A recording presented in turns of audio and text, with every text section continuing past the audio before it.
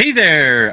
Welcome to episode one of Lost Cinema, where I take a look at a selection of lost films and unproduced film productions from the Lost Media Wiki. I have always found that topic to be particularly interesting, so I felt like it would make for a fun uh, premise for hopefully what will wind up being a long running streaming series, because I feel it's the best way to be able to interact with the chat as well as discuss a particular topic. So I'll probably wait till I get a few more people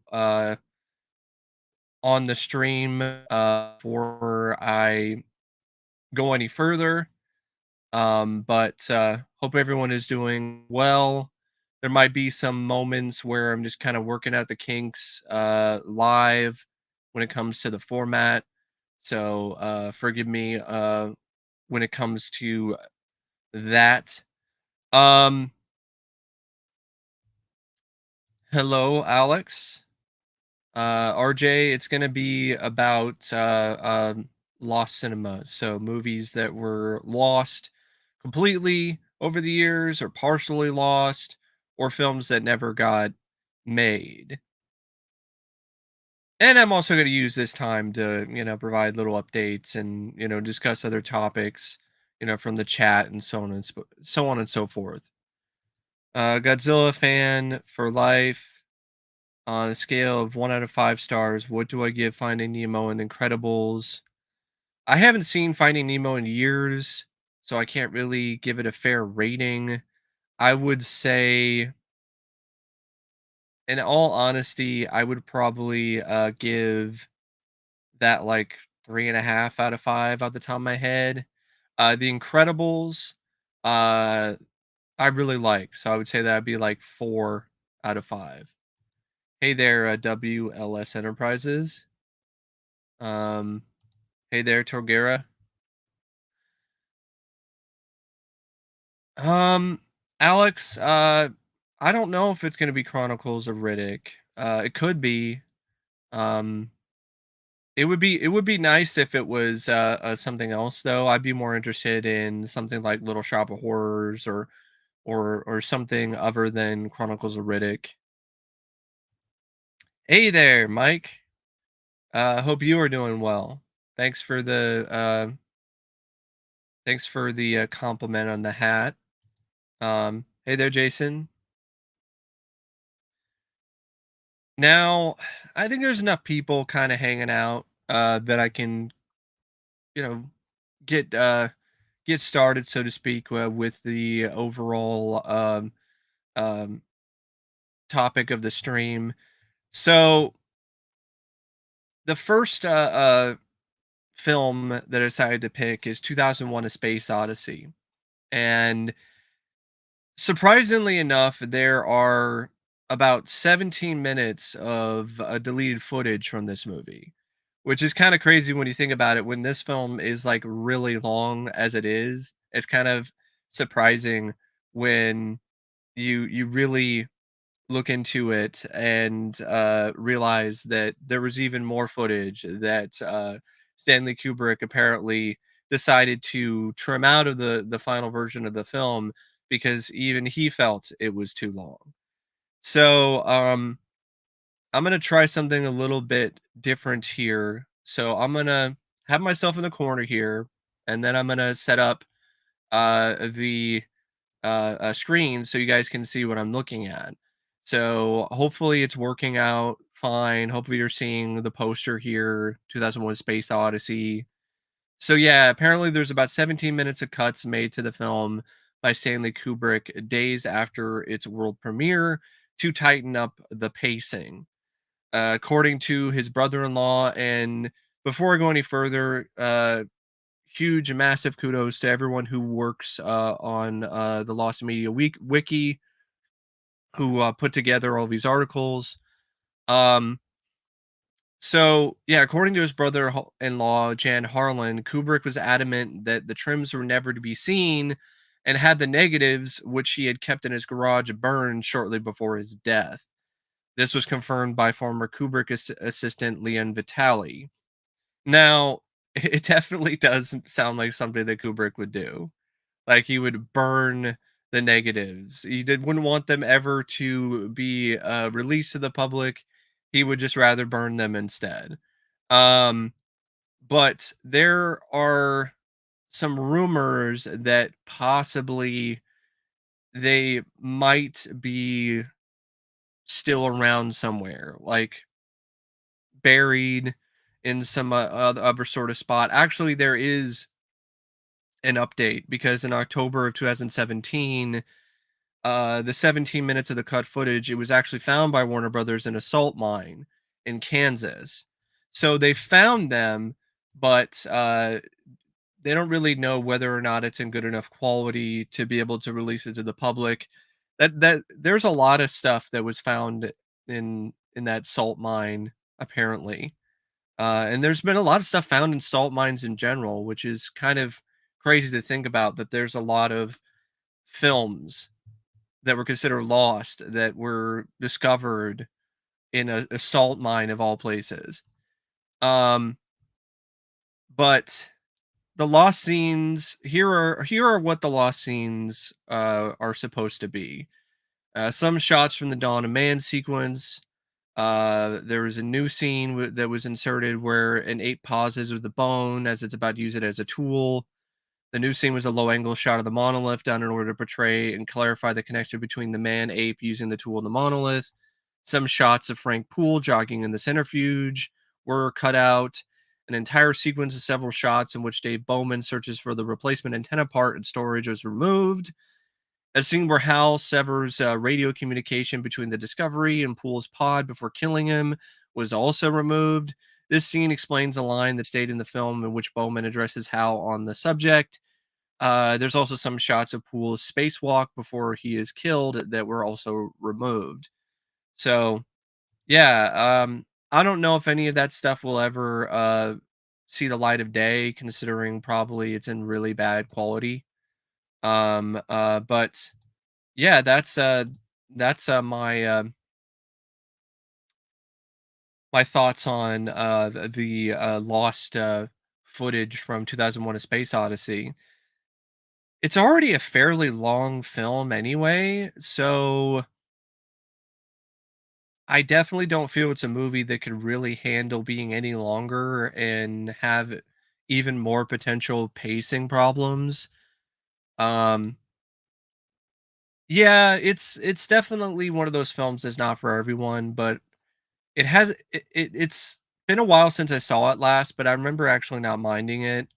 But yeah, it is a pretty slow film, and it would have been even slower if it had even more footage. Um, the next film that I want to discuss is The 5,000 Fingers of Dr. T. It was a film based on um, an idea and a concept by Dr. Seuss, and it was released in 1953. Now, this particular version of the film is completely lost. It's actually the original cut of the movie. It apparently had a darker tone, included twice as many musical numbers, and no one has really been able to find a copy of the original cut of the film. The script was found, which is like 1,000 plus pages, but it apparently has not been released to the public either. Um, there were a lot of changes that were made to this film prior to its release due to negative feedback from the test audience.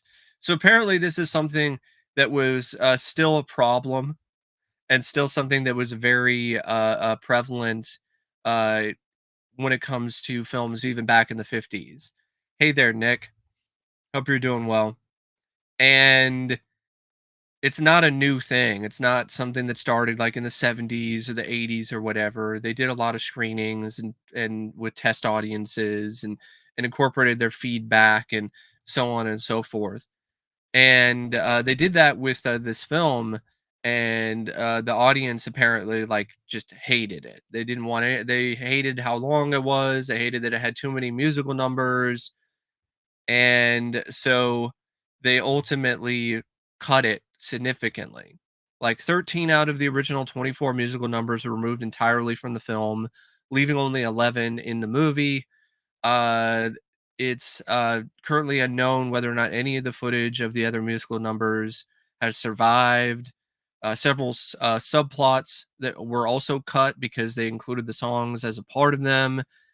It is rumored that the premiere version was 139 minutes long, while the version that we have today only lasts 89 minutes. And yeah, there was like a whole bunch of extra songs and musical numbers and stuff like that. Um, This is a, still from a, deleted scene, and they don't quite know exactly what it might have been from. This is from, this "Oh, We Are the Guards" musical number. This is another one from the "Oh, We Are the Guards" musical number. Then here is, like, a still from another unknown scene, which honestly is pretty striking visually. That's pretty crazy looking. Um, and then this is like from from possibly my favorite Lost Note, which is a musical number that ironically is lost. Then there's this one that's from Grindstone, probably about, a guy working his fingers to the bone type deal. There's another one called I Won't Go to Bed. So that outfit that guy's wearing almost looks like the outfit that like Manos wore in like Hands of Fate. So yeah, going back to the chat here. Nice to see you too, Jonathan. No, I haven't seen that trailer yet, so I can't really say a whole lot about it. I did see the new trailer for that. That looked pretty bad. That looked like a Netflix movie. I don't know why that's getting a theatrical release. Like the CGI looked really shitty. It looked like Jumanji with The Rock in terms of its tone and the plot, but this time it's Christmas. That's really what it looked like. It just wasn't really something that really looked that great to me. Um, Definitely not something that I'm going to see in the theater. That's for damn sure. Hey there, Joe. Um, Ventriloquist and Firefly in Batman 2. I know Firefly was supposed to be in Batgirl. It was played by Brendan Fraser. Um, I don't know about the Ventriloquist. I think Ventriloquist is not a strong enough villain to be like a main villain in the movie. Maybe like a cameo or something, but not as a the main foe for Batman and Batman 2. Grim Prairie Tales. I don't know. I mean, it sounds like something that, due to the cast, I mean, it has Brad Dourif in it, who was in Child's Play and among other movies, as well as James Earl Jones. So I'm kind of surprised it hasn't gotten a release from some label like Severin or Vinegar Syndrome over the years.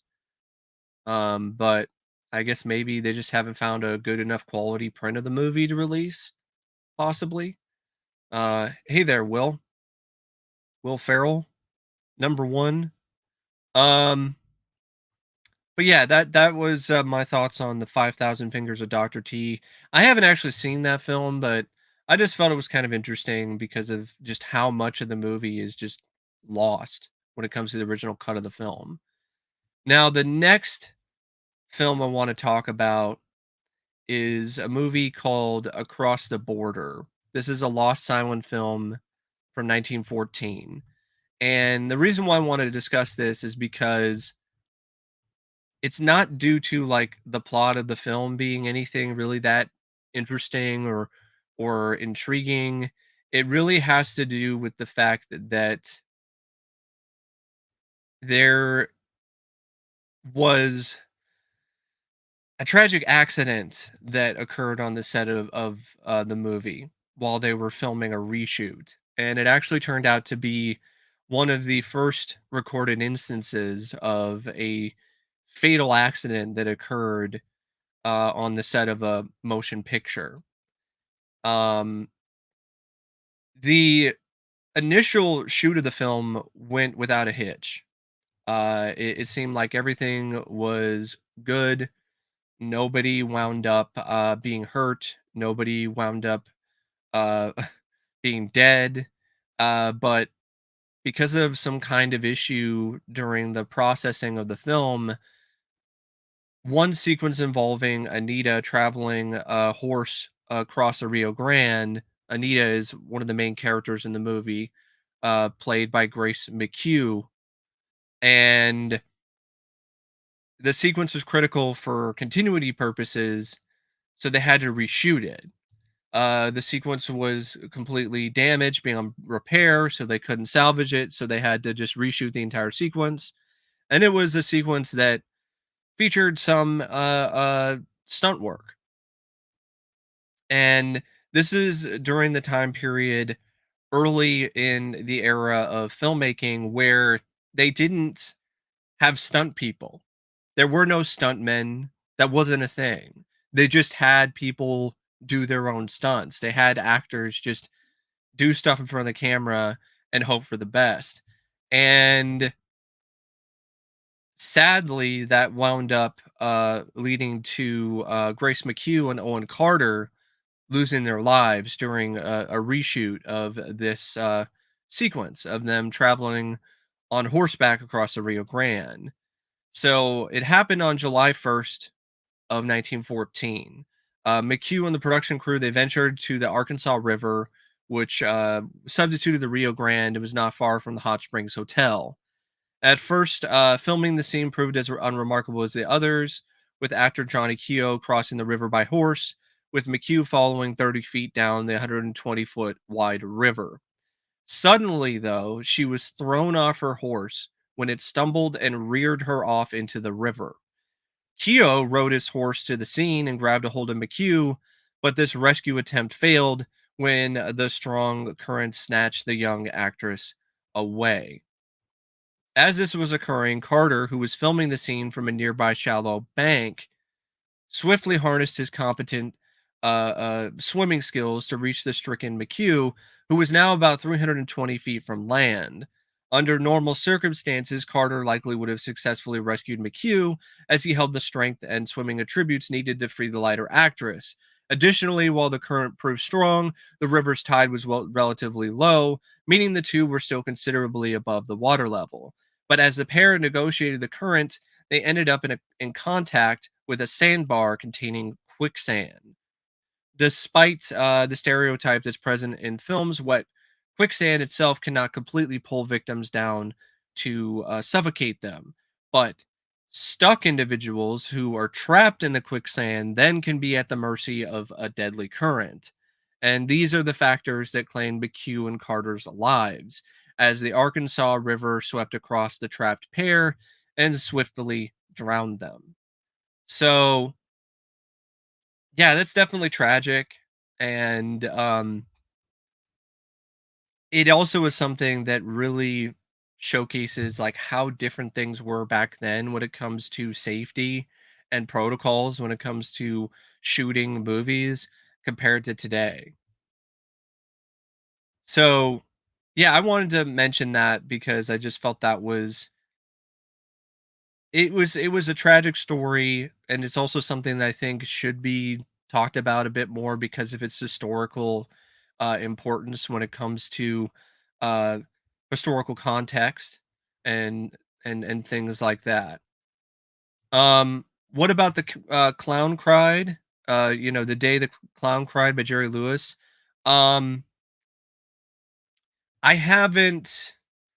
I'll get to that in a later stream because I'm just going in alphabetical order, so that'll probably be in like the letter D. But just some brief thoughts on it. Um, yeah, that was a crazy idea. I don't know what Jerry Lewis was thinking. I mean, to make a film about the Holocaust and have this guy dressed in clown makeup and have this character be Jerry Lewis and this whole thing involving him leading people to the gas chamber. It just seemed like a really a bad idea. It was just poor taste. And apparently, I think it's supposed to be available to the public soon because I know the film initially was put in a vault by Jerry Lewis, and I think it's actually supposed to be released from the vault fairly soon, like within the next year or so. Um, Going back to the chat here, yeah, I don't think it was Beowulf, Jason. It was Crusade. Yeah, Arnold Schwarzenegger and Paul Verhoeven were going to do a film called Crusade for Carlico. Um, and Carlico at the time was choosing between Crusade and Cutthroat Island. And they chose Cutthroat Island because they felt that it would be cheaper and they were in some serious financial trouble at the time. And what's ironic is that Cutthroat Island wound up costing as much money as Crusade would have cost to make. Um, hey there, J Rock. Thoughts on the short film Horse in Motion, the first film ever made, came out in 1878. Um, I don't really have a whole lot to say about it. I know it was incorporated. I think that's the clip that was incorporated in the film Nope in an interesting way. Um, Could have been Tim Allen. He did a live action Stretch Armstrong movie. Yeah, he was attached to that at one point, and I also think Jim Carrey might have been attached to that at another point as well. Yeah, the Van Damme creature feature Abominable with Rennie Harlan, that would have been interesting. Um, hey there, Bronson. Doing good. Doing pretty good. Um, yeah, I don't know, Jonathan, if it would have saved Carlico, but it probably would have done better financially for them than Cutler Island. So it might have at least kept them afloat a little bit longer. And who knows what might have happened after that. I don't think it ever will get a special edition Blu-ray or a 4K.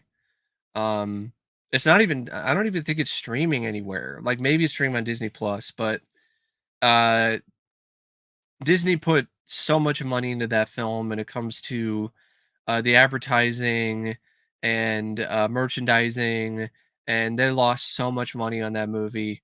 So, and knowing that it's Disney, they're not going to do anything with it. Now, Sony is the one that's taking control of physical media releases for Disney. So maybe they might look into it in the future, but I highly doubt it. Um, no, I don't like that. That movie's pretty bad. I've seen worse movies in Collision Course, but that's a pretty bad film.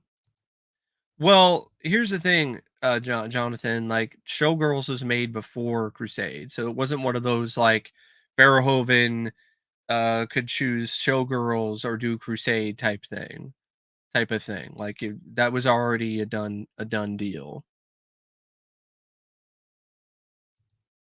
Yeah, Chuck Russell, Bad Place. That's the first time I ever heard about that one. That would have been interesting. I know that Chuck Russell was attached to no, was it Chuck Russell was attached to this one? But yeah, there was another film that Chuck Russell was attached to that didn't get made. I forgot the name of the movie at the top of my head. Um, I'm not a super big fan of Dick Tracy, in all honesty. Um, but speaking of 90s movies, Stuart Gordon's Iron Man. Okay, that would have been different. Um, But, speaking of '90s films, the next movie I wanna talk about is, Ace Ventura: Pet Detective. So, before the theatrical premiere of the film, Ace Ventura: Pet Detective, director Tom Shadyac removed several scenes from the movie. Now, some of them were restored when the movie aired on television. There were other additional deleted extensions to scenes. though, that were never restored in any capacity and have never seen the light of day. So there are a few known lost scenes. There's one dealing with Rebecca Ferrati's character and her dog. And after Ace returns her dog to her, she then goes down on him. After she goes down on him, there was a sex scene between them. The scene was then cut for probably pacing reasons, and only screenshots from this scene exist. There was a scene shown on television where Ace enters Ray Finkel's hometown and asks a depressed gas station attendant for directions. Apparently, he had just interrupted the man as he was about to put the barrel of a shotgun in his mouth. I can see why that scene was cut because that doesn't really fit the tone of the movie. That's a bit too dark. There was an extension of another scene where Ace is using the gas station's exterior payphone to call Melissa that would have shown Ace exiting, only to see paramedics wheeling a gurney out of the station covered with a white sheet with a blood stain on the head area. That was probably cut for the rating, more than likely. After Ace's car is flipped while chasing Dan Marino's kidnappers, he is knocked unconscious. Excuse me. And he has a nightmare where he's dismembered by a massive flock of albino pigeons. That one is a rather infamous scene. I think there is a photo that has surfaced of that sequence. Um, I could see why that was cut too. It's just tonally too out there in comparison to the tone of the film. Um, there was another scene where Ace swings a giant loading hook at Einhorn's henchmen, and this was extended to show that the two men were decapitated by the hook. Ace then cleans off the hook while rehearsing that he'll tell his lawyer. So, yeah, these are all sequences that more than likely will never ever see the light of day, because of the fact that, I mean, the scene where Jim Carrey's character beheads some people, the pigeon nightmare sequence, like all of that is just too gruesome and too grisly. And probably they are we're just left on the cutting room floor and just don't exist anymore anyway. Although to be honest, it would have been interesting. It would be interesting to see those scenes, to see the R-rated version of Ace Ventura: Pet Detective. So now I'm just going back to the chats here. Um, no Will Ferrell number one. I have not seen Jennifer. I have it on Blu-ray, but I know I haven't seen the movie. Um, well, according to some sources, a Tron Legacy 4K is in the works, so that should actually be coming out sometime fairly soon, like maybe later this year. And I think there might have been something about the first Tron as well. Um, the lost and deleted scenes, and the Breakfast Club. Maybe I'll mention those in another stream because I'm focusing on films that start with the letter A for this first episode of this series. Um, yeah. Hey there, Kentucky, Concater. Yeah, that's nuts. It's just craziness. Ace Ventura just decapitating some people with a hook. Hey there, DJ Donnelly. Um, yeah, I think I do remember hearing about George Romero's Pet Cemetery. Um, I like the version that ultimately got made, but I wouldn't have minded seeing that. That's for sure. DJ, yeah, I've seen the deleted scenes. They're not too bad. There's some funny stuff in there for sure. Um, no, I have not seen the Dreamers printo.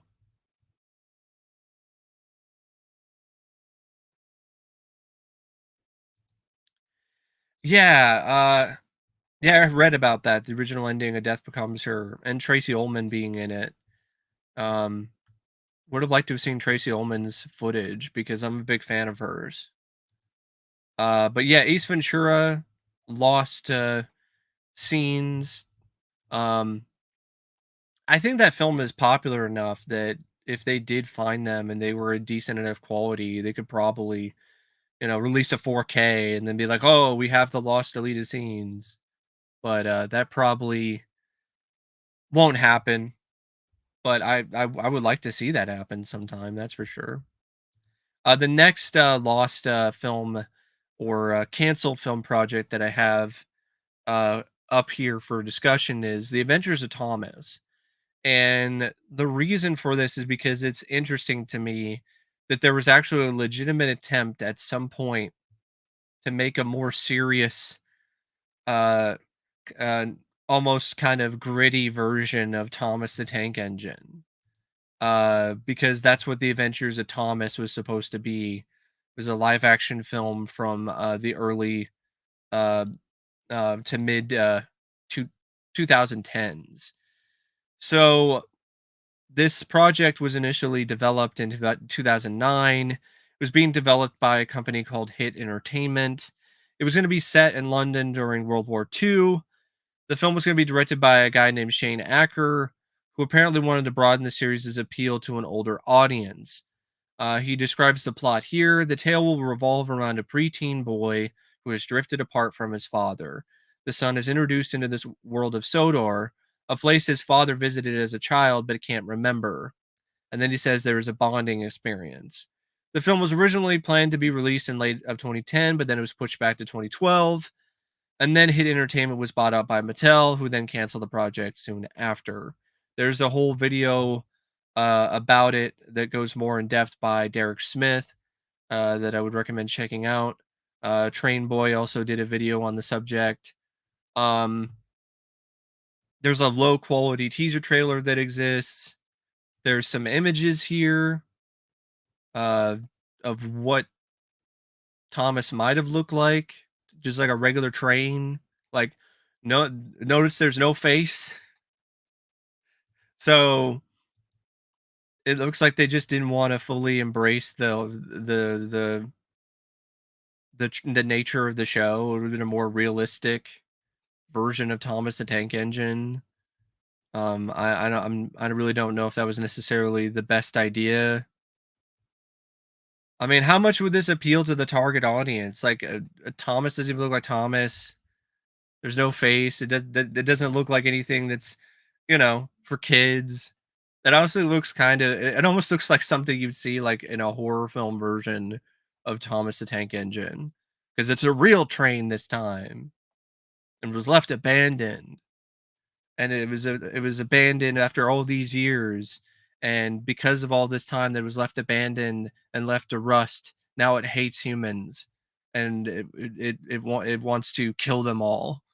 Some version of Thomas the Tank Engine from the same people who did Blood and Honey.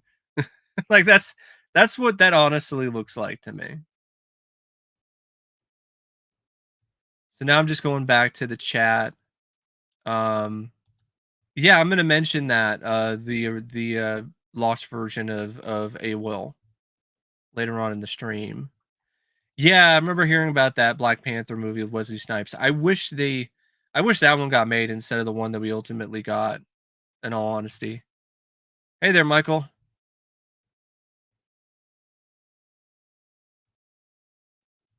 Hey there, Brett. Yeah, it looks like an average train, exactly. Yeah, Fatalis. Yeah, I would have loved to have seen that. There's a couple different projects that Stallone was attached to that he was gonna do at one point that were like creature features. He was gonna do Isobar, which I think could have been incredible. Was another one of those films that was canceled because of Carlico's financial troubles. And Fatalis was another one. And I know he also wanted to do he wanted to do Hunter, and even wrote a script where he combined elements of Hunter with Rambo. That is interesting, Will, that Rick Moranis was initially cast as Ace Ventura. Honestly, I'm glad that he turned it down because I don't think he would have been as good of a fit as Jim Carrey. Hey there, Brett. Thank you. Best and worst film that I've seen so far in 2024. Best film, I would probably say is still Dune Part 2. I haven't seen as many films for 2024 as I would have liked. But yeah, that's probably the best one. The worst film that I've seen so far in 2024, um, I think I said it was Madam Web, but actually I think was it a different one that I saw recently that I did a rant on that I said was worse than Madam Web? Yeah, the worst Rebel Moon Part 1 and 2, like those are the worst films I've seen this year. Um I know the first part came out last year, I think. So the second part, The Scar Giver, like that's the worst movie I've seen in 2024 so far. Very close second being Madam Web.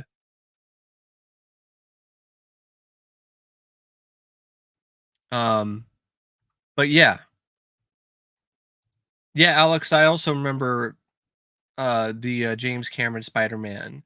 Uh I think he was trying to maybe get Leonardo DiCaprio, but I also remember something where it was going to be Michael Bean, which would have been really interesting, but I don't really know if that really would have been a good fit for him playing Spider-Man. I know Arnold Schwarzenegger was also rumored to play the uh the villain. It was going to be Doctor Octopus in that version. Um yeah, I think that version of with that movie with Stallone and Candy, I think that was Bartholomew and Neff. I don't think that that was a Carlico movie though. I thought that was a different studio. I could be wrong though. Could Arnold make an old Conan movie work? I don't think he can. It's too late. It's too late. It's just way too late. Um, I mean that makes sense because Canon made a deal with Mattel. So if He-Man, if the Masters of the Universe movie was a bigger hit, then they probably would have done the Barbie movie. And I think if they did do it, they should have cast Christy Swanson. Because if you watch the Mannequin sequel, like she's totally just that's Barbie. That's a live action Barbie right there. Um, that's an interesting concept. Adam Sandler and Jim Carrey buddy movie. That would have been fun. That could have been a lot of fun. Maybe their two egos just couldn't coexist. Possibly. Maybe that's why that never happened. Um, but yeah, that was my thoughts a while back on the Adventures of Thomas. Next one I have here is a really short one. And I didn't mean that to be a pun, but it just turned out to be that way. It's a film called Agent Double O. It's a lost Filipino spy action comedy. And the reason why I wanted to bring it up is because of the fact that it stars Wang Wang, who was the star of this cult film called For Your Height Only. And I always thought that that was just a one-off. Like that was the only movie that featured Wang Wang playing a James Bond clone. But apparently that was a sequel. And there is a prequel or the first movie that exists called Agent Double O. But as far as I know, it was only released in the Philippines. Yeah, it was not released outside of the Filipino market. It wasn't dubbed the way that the sequel was. So there's not a version that exists that has an English dub. But it sounds like something that if Vinegar Syndrome found a print of this movie, they would just hire people to do an English dub, like they did with New York Ninja or some shit. Um, it sounds like a complete and total Vinegar Syndrome kind of thing. We found Agent Double O, and we hired all these C-level celebrities to do voiceover work for Agent Double O. And you could also watch the original Filipino version with English subtitles and in 4K.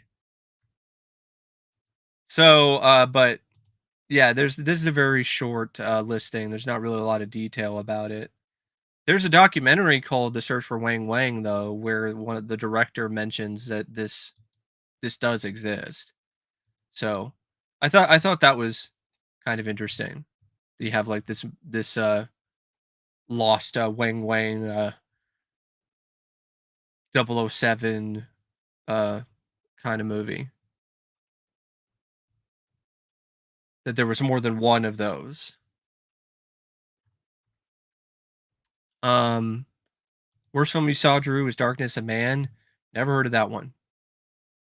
Can't really say a whole lot about that. Um David Bowie playing Mandrake the Magician, directed by Julian Temple. That would have been cool. David Bowie in a different movie. Like I think Mandrake, isn't he a DC Comics character? So that would have been interesting. Seeing David Bowie play a kind of a superhero. Um I could see Kim Cattrall. I mean, she was basically Barbie and Mannequin. Peter Jackson's 1998 King Kong. Yeah, that might have been interesting. I think it probably would have wound up being better than the actual Peter Jackson's King Kong that we got anyway. Yeah, Heavy Metal by David Fincher. I don't know about that. Like, I don't really know if Fincher. I think it wasn't just Fincher that was involved with it, though. I think from what I remember reading about that is that it was something that was like developed, and I think was supposed to release sometime in the 2000s or the 2010s, and it was going to have shorts directed by David Fincher. I think James Cameron was attached at one point. And I think there was a bunch of other like well-known directors that were considered or were thinking about doing shorts for it, but it just never got made. And I honestly would have liked to have seen that, especially if it was like a combination of like live action shorts, but then also maybe a bit of animation. Because that would have been really interesting to have seen a feature film with a decent budget, with all these different filmmakers that would direct a short or a specific sequence. Um,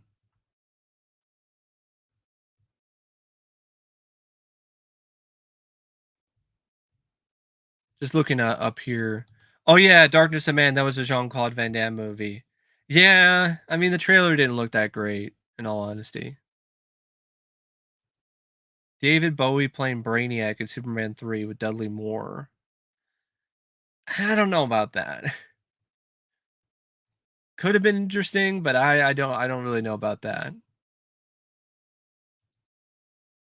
Stuart Gordon, man, he was involved with so many crazy unmade movies. Apparently, Berserker, where Arnold Schwarzenegger plays a wrestler who loses his mind because of super steroids. That could have been cool, especially if they switched it up where okay he loses his mind, but it's not completely. So then it becomes like an action movie or something where oh, he's got super strength for a certain amount of time or whatever until the steroids wear off. And maybe it becomes like a thriller. Like that could have been that definitely has some potential. They should remake that actually. Why don't they take some of these unmade movies and just make them instead of doing all these fucking sequels and shit and reboots and remakes? And speaking of unmade spin-offs or sequels, the next one that I have picked out is All-American Massacre. So this was going to be a Texas Chainsaw Massacre spin-off film featuring Bill Moseley, written and directed by William Hooper. So it was an independent horror film, and yeah, it was going to feature Chop Top, who's going to be the star, and it was going to be like a prequel slash sequel. It was directed by the son of Toby Hooper. It was intended to initially be like a 25th anniversary tribute to Texas Chainsaw Massacre. It was to act as both a prequel and a sequel to the first two films, with flashback sections bridging the plot together. As stated in the official press release, there would have been no connection to the third or the fourth Chainsaw films, as these movies were not directed by the Hooper family. It was going to be set 12 years after the events of the Texas Chainsaw Massacre 2. Chop Top has been captured and placed in a psychiatric prison. When interviewed by a tabloid newspaper, we get to see flashbacks of his life. A much younger Chop Top, now known as Bloody Bobby for copyright reasons, would make an appearance. These flashback sequences would serve as a connection to the first Chainsaw film, as we would then see the characters such as the Hitchhiker and Leatherface return. After these flashback sequences, Chop Top would then escape and start a new massacre, an All-American Massacre. Now you had other cast members going to be a part of it, like Brian Patrick Carroll, who played Buckethead. Who actually Buckethead is the guy. It's an actual, music guy, Buckethead. So he was actually going to play Leatherface. Um, Todd Bates was a young Bloody Bobby. Um, really isn't anyone else that really is worth mentioning. Um, the film started as a 10-minute short that was known as the All-American Chainsaw Massacre. The plot wasn't fully developed yet, but Todd Bates playing a younger Chop Top had already been planned. As time passed, it eventually became a longer movie. There was a press release that came out from August 16th of 2000 that confirms the finished film would be around 60 minutes, shot entirely in high resolution video. The score for the film was composed by Buckethead, who also played the role of Leatherface. Um, the executive producer was interviewed for the book, Texas Chainsaw Massacre Companion, and would reveal more information on the production of the film.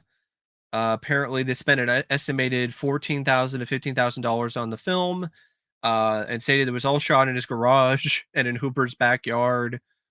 Although Buckethead was cast as Leatherface, Lasher would often fill in and play the role instead. The reason for it being unreleased is unknown at the time. It's speculated that rights issues are the case, which makes sense. The film uses Texas Chainsaw Massacre characters, including Leatherface, and the rights to the series are constantly changing. The entire production also seemed to be completely unauthorized. It's rumored that they were scared to release it as they felt it would further damage the series after The Next Generation came out. I don't know how you could damage it even further than that movie did, with uh, transgender Leatherface and just how bad that movie is as a whole. However, Tony Hooper says that this is not the case and it was just due to money problems and post-production issues. There was a Facebook account teasing the release. It had a Kickstarter which failed to reach the goal, and Bill Moseley apparently doubts the film will be released as of um, right now. Apparently, an eBay auction with original film negatives surfaced online. No one knows who bought it though.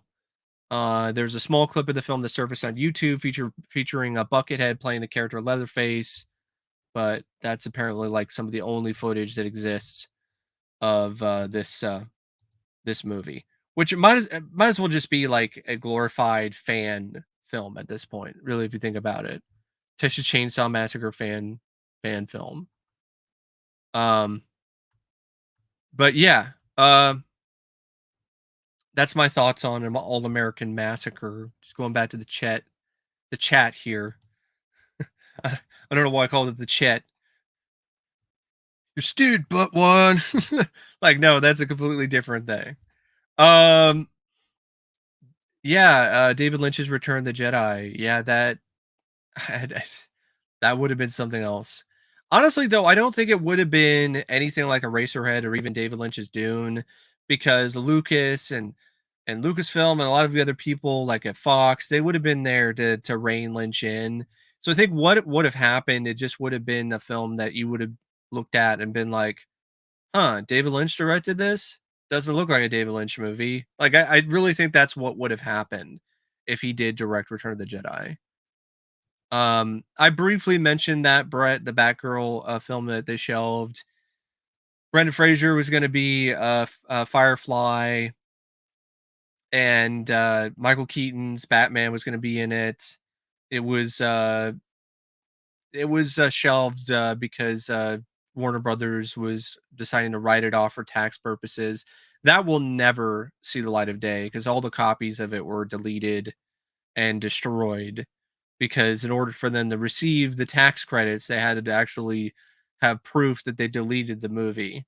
Also, it wasn't finished, I get from what I read, like it still needed some extra post processing, post production.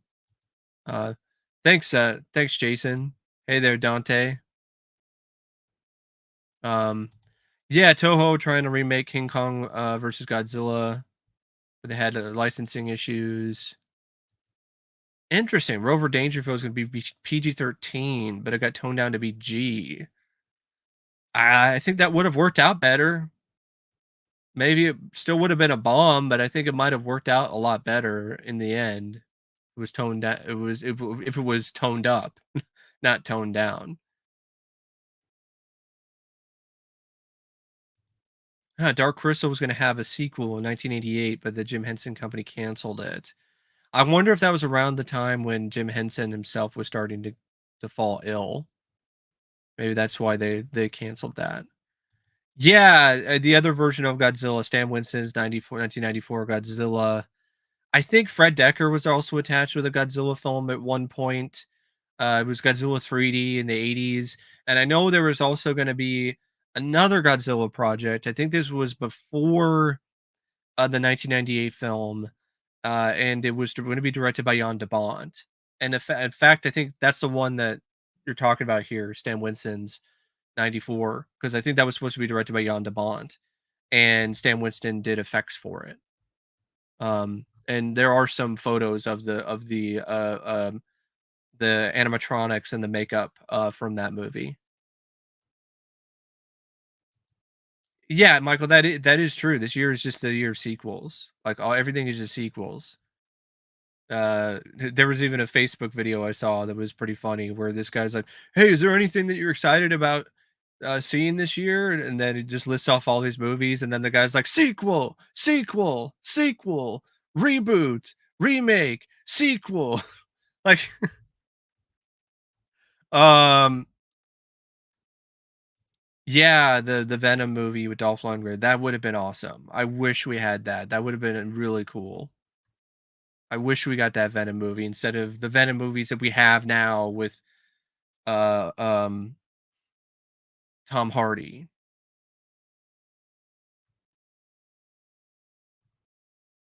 Yeah, Daredevil was gonna get a sequel after Elektra flopped, which makes sense because the first Daredevil with Ben Affleck did really well financially.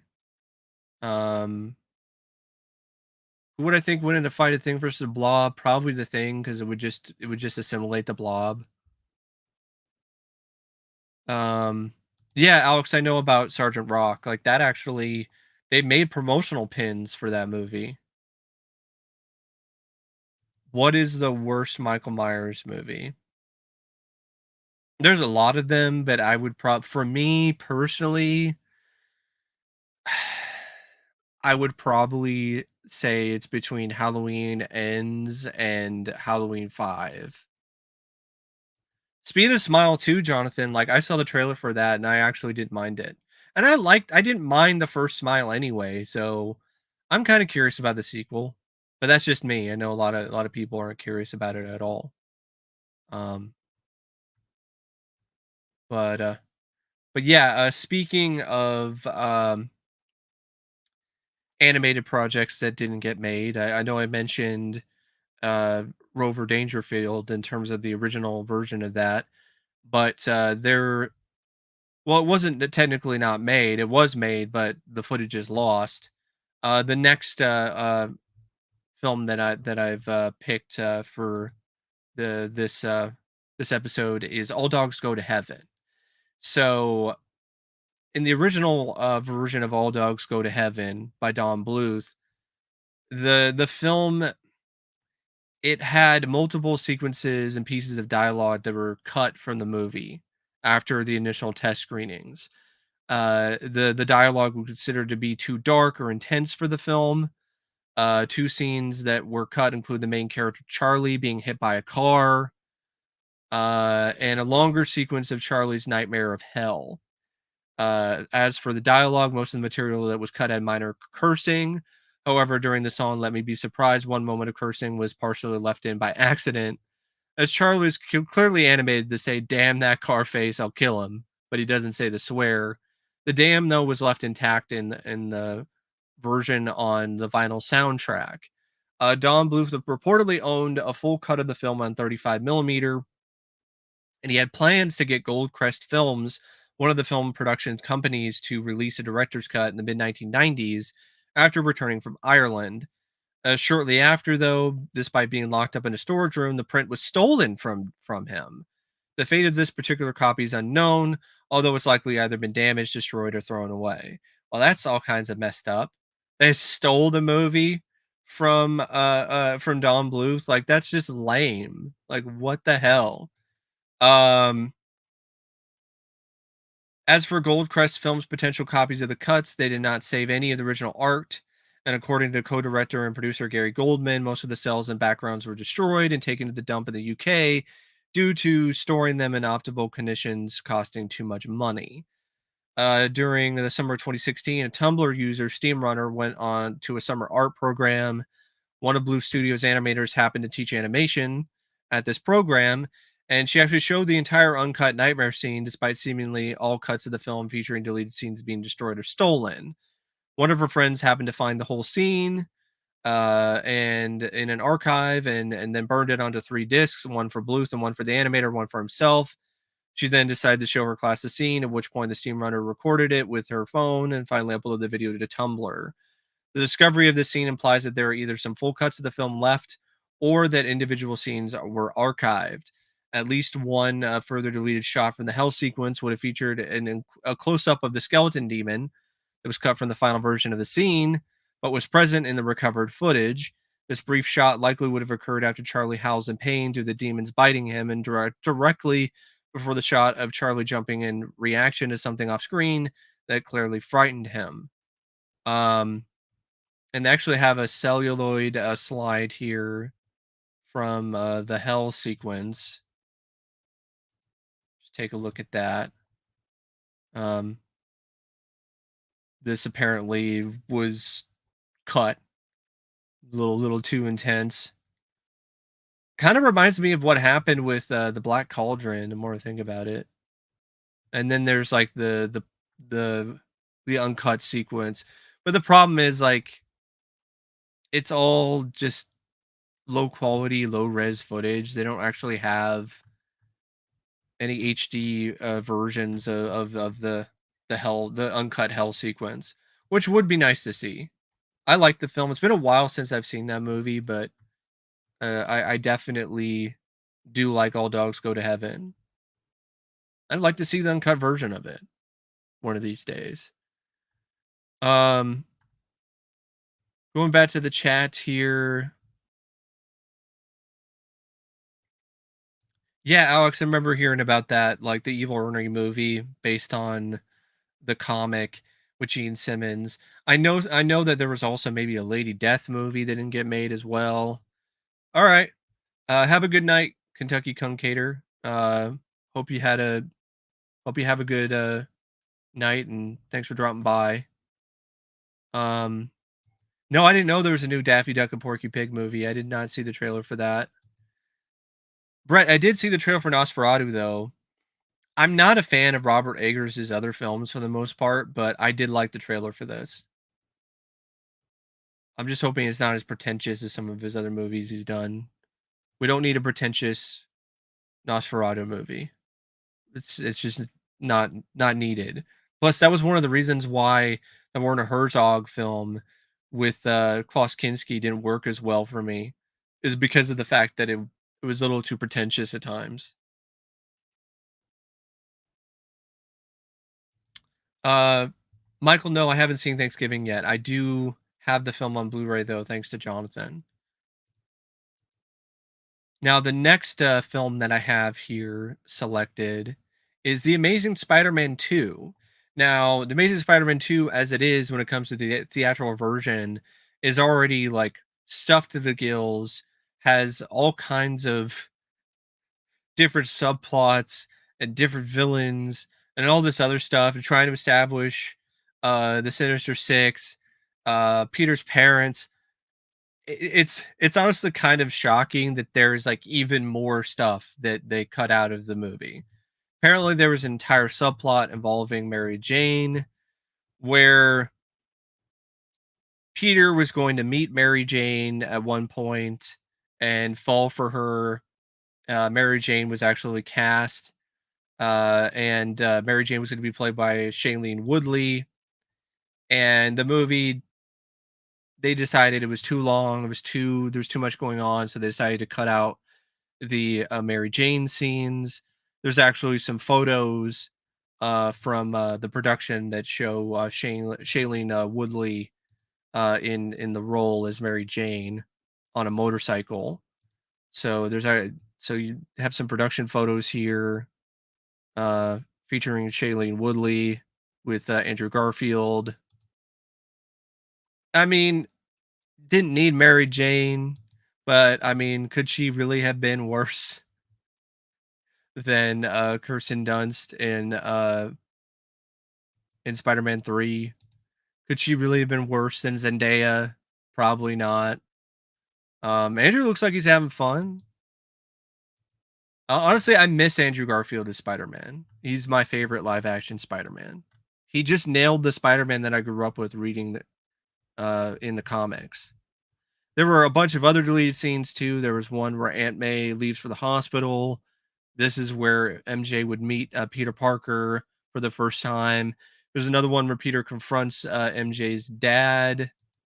That was something that was going to happen because MJ's dad was abusive. So then Peter was going to confront him about it while dressed as Spider-Man. There was an extended Rhino chase sequence. There was an extended sequence where Harry talks to Norman. Another scene where Peter enters Oscorp. There was a funeral flashback sequence that was cut. There was a whole subplot about a fake Spider-Man, where there was a fake Spider-Man scamming New Yorkers, and then Spider-Man was going to put a stop to it. There's some stuff with Harry and his girlfriend. There's MJ meeting Gwen Stacy. There's an alternate extended Gwen Stacy death scene where some of that is actually in the trailer. This one was apparently a little bit more violent. Peter uh, uh, really punches the absolute ever loving crap out of Harry even more than he did in the theatrical version. There was an alternate Rhino ending, which had Spidey holding the manhole cover seen in the trailers.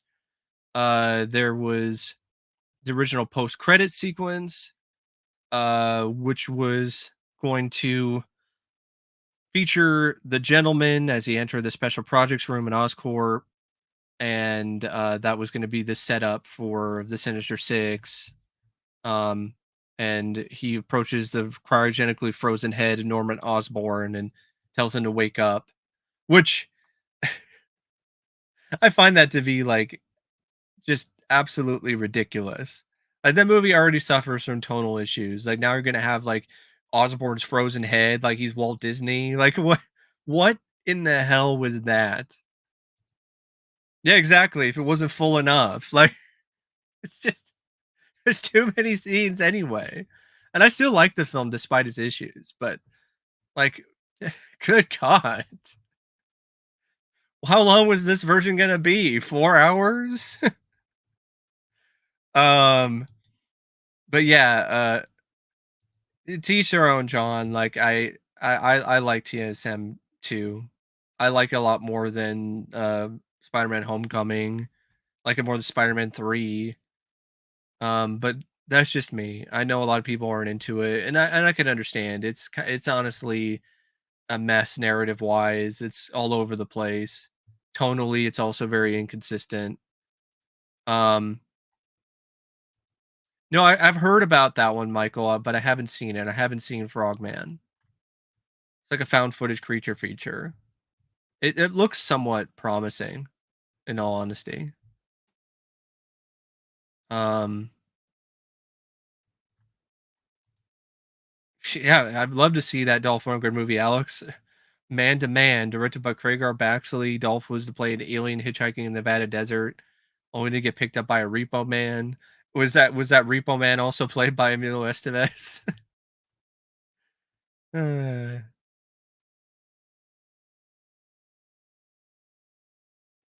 Chippendales Rescue Rangers. Okay. Yeah, the DuckTales movie wasn't a hit, so that's why they didn't do that. That makes sense.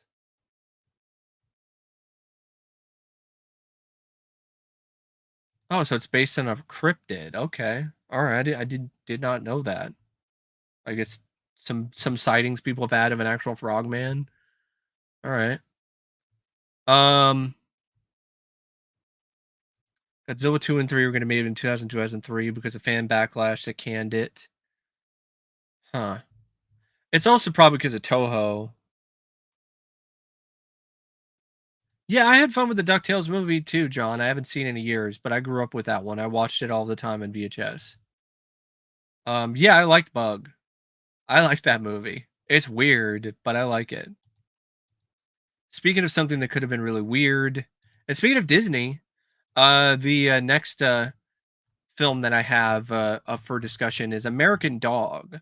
So this is the original version of what would ultimately become Bolt.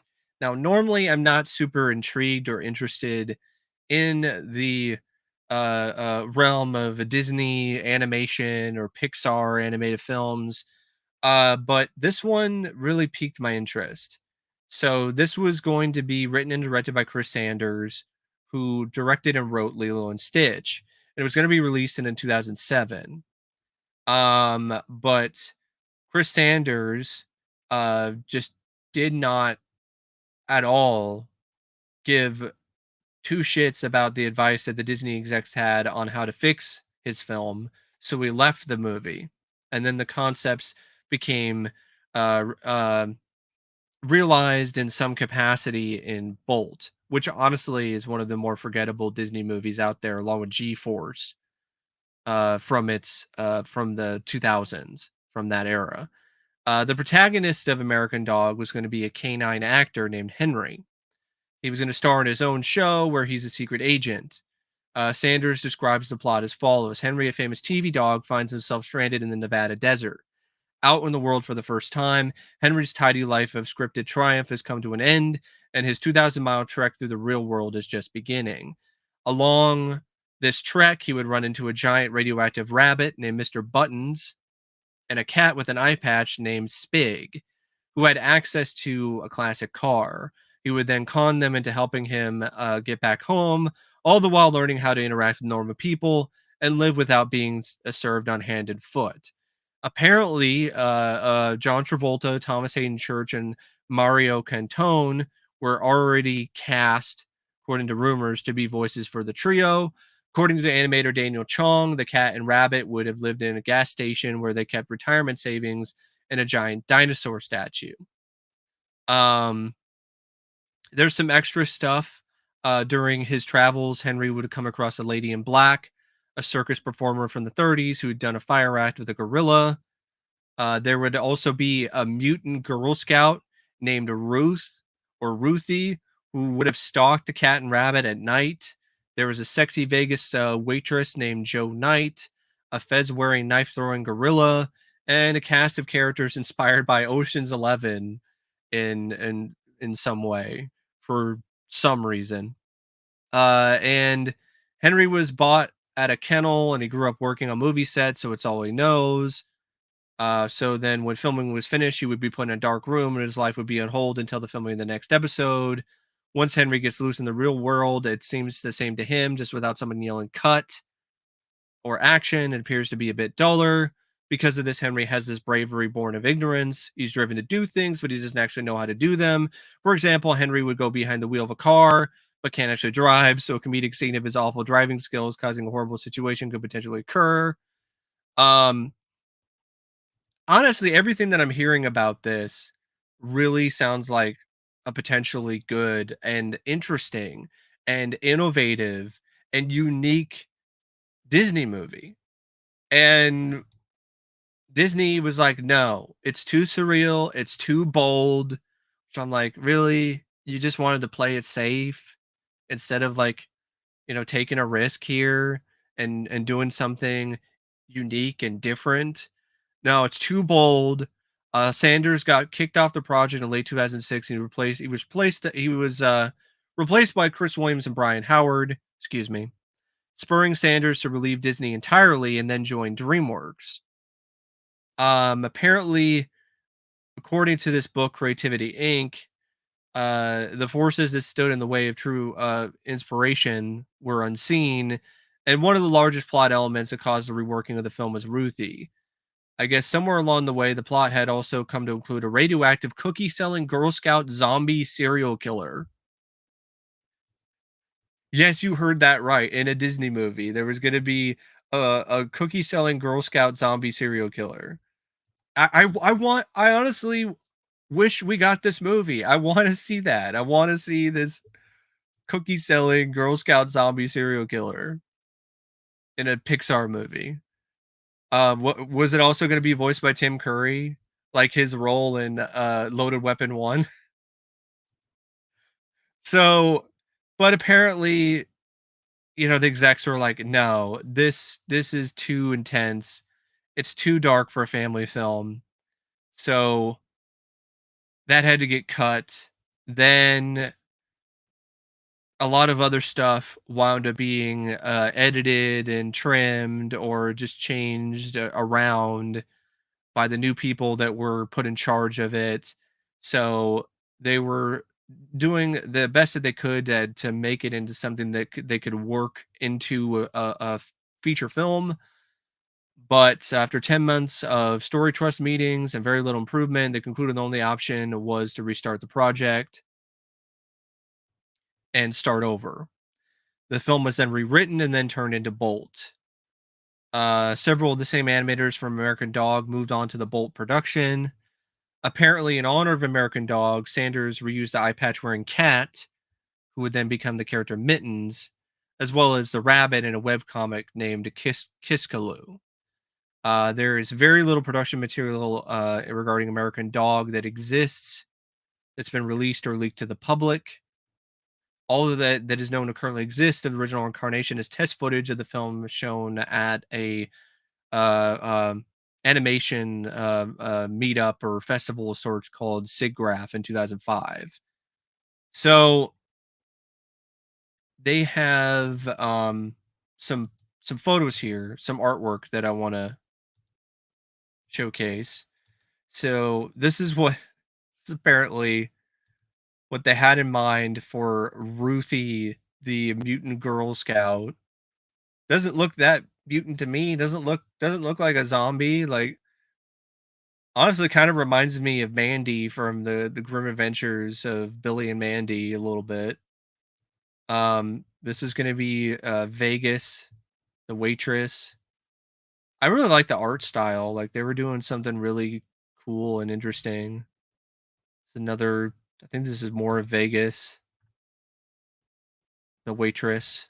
It's like this cat girl kind of character. Um, Here's another one of Ruth. Okay, that's a little creepy. Like that gives me vibes of those aliens from Galaxy Quest. There's some concept art of the rabbit from American Dog. Um, I guess there was going to be something involving Area 51. Man, that would have been cool. Like a Pixar version of Area 51. There's like a death ray. They have like a death ray here on an army truck.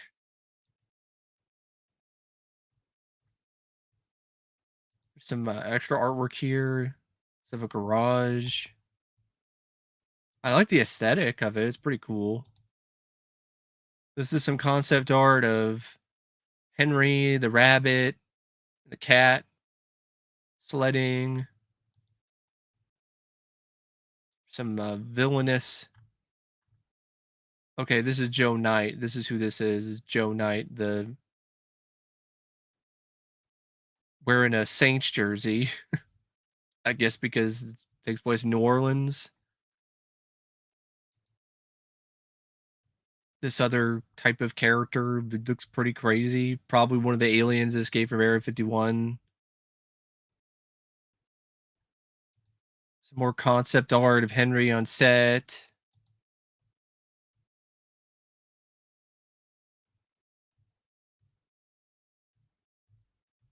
There's a lot of concept art that exists from various different artists. Some more concept art of Henry and the eye patch wearing cat. You got Henry at a casino trying to be all suave like he's James Bond. I really like the idea of this celebrity dog actor who's doing all this stuff and getting involved in all these misadventures and stuff.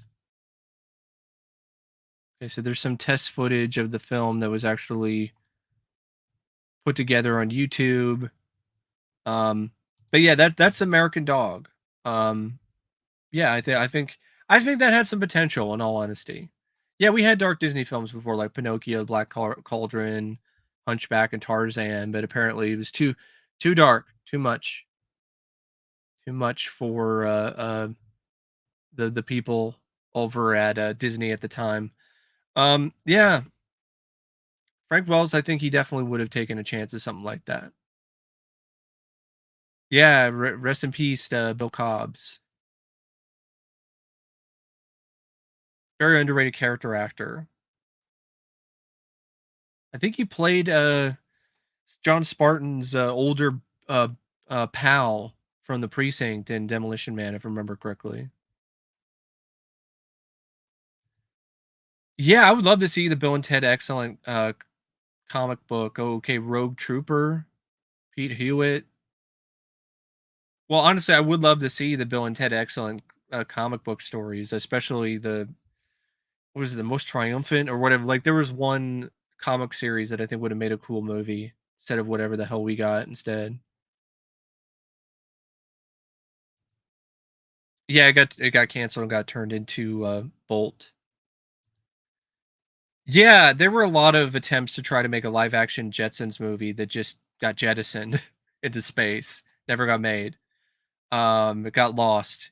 Chevy Chase, I think he would have been a good George, or Jim Carrey. I think Jim Carrey would have been perfect for that role. Um, and of course, Danny DeVito as Spacely. Yeah, I read about that the RoboCop remake was going to get a sequel, but then it got canned, understandably so. Yeah, I know Donald Sutherland also passed away.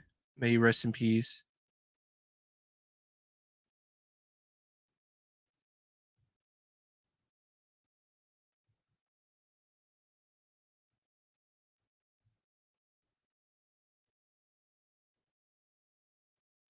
John Landis did another vampire movie called Red Sleep, starring Wayne Newton as a Las Vegas lounge singer who's been seduced by a female vampire. That sounds like a Tales from the Crypt episode. I kind of love it. A live action Pinky and the Brain movie that would have been bad. I'm glad that never happened. The Superman suit, I don't mind it. I need to see it. I need to see some actual footage of it before I can really say anything definitive. I like the fact that it's got the cape with the S on it again. I like that it's got the colors again. It's not muted. Um, I'm not super sold on the S though. It's a little bit. I never really cared for I think it's the Kingdom Come version or whatever. Like, I've never been a big fan of that redesign of the S. So I don't know about that.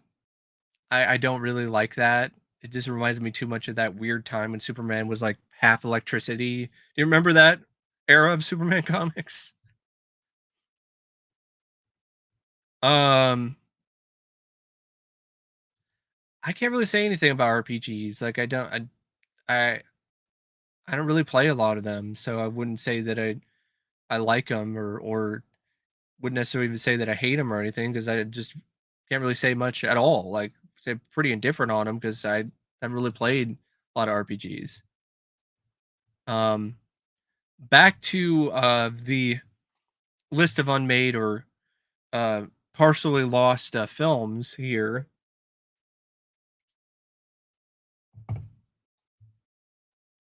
So only have about five more. And then after that, I'll probably answer some more questions in the chat, and then I'll probably call it a night. But the next one I have here is American History X. And I did not know this. There's a director's cut of the movie, which is the original cut of the film that the director Tony Kaye completed and gave to the studio. But something happened where New Line Cinema wound up removing Tony Kaye, not Eddie Kaye, Tony Kaye from the editing process entirely, and they were then released a version of the film that Tony Kaye did not sign off on, and it was the version that we know now, which is 40 minutes longer than the cut that Tony Kaye had envisioned. Uh, his version of the film was only 96 minutes. So I find that to be really interesting that you have a director's cut that was actually shorter than the theatrical version. And this version has never surfaced. Now, there's a lot of rumors about why it was made into a longer movie. Uh, some of it has to do with Edward Norton, him being, the kind of guy that he is, having his ego come into play a little bit too much and putting in more scenes featuring his character. Uh, and there's also the studio and the studio's interference. Yeah, the filming for the film, it wrapped up in early of 1998, and the original version was 96 minutes. But New Line Cinema had a completely different vision of how the film should play out. And because of that, there was a lot of conflict during post production involving Tony Kaye and New Line Cinema. He would only communicate with New Line through paid ads in the newspaper. With Tony Kaye being impossible to work with, New Line then took over the editing process, and that's why we had the final cut of the film that was released that is 40 minutes longer than Tony Kaye's cut of the film. In 2002, Tony Kaye wrote a piece of The Guardian about the nightmare of making American History X. And he's quoted here. He says, "My problem all through American History X was that I could never tell anyone what I wanted to do with the film. Sometimes I didn't even know myself. More often, I was so intimidated by the process that I went into meltdown if I wasn't left alone to work things out. Of course, if you actually listen to what Norton was saying, you could hear that none of it made sense in the filmmaking terms. It's not his forte, as you'll know if you saw the movie that he directed, Keeping the Faith. It's pretty fucking awful." So as you can see, the director definitely does not have a lot of good things to say about Edward Norton. So the surviving film was actually stolen from the director's hands by New Line and Edward Norton, who also is a notoriously difficult actor to deal with, which is funny. It's like there's all this discussion about how the director is too difficult to work with, but then you have the actor and Edward Norton, who is also notoriously difficult to work with. So there were a lot of squabbles over what scene should stay and what order the stay should be in, which resulted in an extremely lengthy post production process. New Line rejected not only Kaye's first but also his second cut, and then Norton eventually ended up helming the editing process and allegedly tailoring his cut in order to specifically give himself more screen time. Kaye hates this, thinks that it ruined the movie, and we don't really know what was different because there's a little information that's available. It's widely believed that Norton destroyed many of the master copies of the deleted scenes. Only a handful of scenes were featured on the movie's DVD or leaked onto the internet. Kaye did eventually release a documentary about the struggles of the film's production, but that movie hasn't been screened to that many people and is not available to the public. So to this day, it's unknown exactly how many more scenes have yet to be released, and no material at all from the earlier cut has ever been made publicly until a work print of Kaye's second cut dating around late 1997 was leaked online. in the form of a high generation VHS tape, but it's in pretty bad quality, like a lot of the work prints are from around that time. Um, but yeah, I guess there was like some extra footage from the work print that exists, but like that's about it. Um, I think it's still a good movie, but it is kind of lame that the director wasn't able to have final cut on his own film. The next film I have, I'll get to after I catch up with the chat again. Yeah, I know that the Ghostbusters reboot was going to get a sequel, but it ultimately got canned. One freaking horror movie with Anthony Hopkins playing Jack the Ripper. Ooh, that would have been a good pairing of director and actor. Yeah, Crisis in the Hot Zone. Yeah, I that is one of one of my personal favorite instances of an unmade movie because you had that cast. I mean, Robert Redford and Jodie Foster. It was going to be directed by Ridley Scott. It was based on the novel The Hot Zone. And what's crazy about that is that Outbreak, the film that ultimately did get released with a similar plot with Ebola virus and an outbreak of a viral variety, uh, it was only made because of the fact that 20th Century Fox was working on the Hot Zone movie. And so Warner Brothers was like, well, we need something to compete with them. So they put Outbreak on the fast track. And Outbreak, the film that was intended to be the competitor of for this big event film in the Hot Zone for Fox, wound up becoming the only one that actually got made.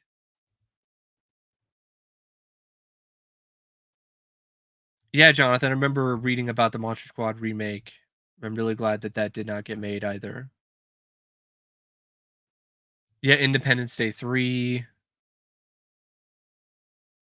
Well, no, Outbreak got made because it was a Warner Brothers production. There were two completely different studios.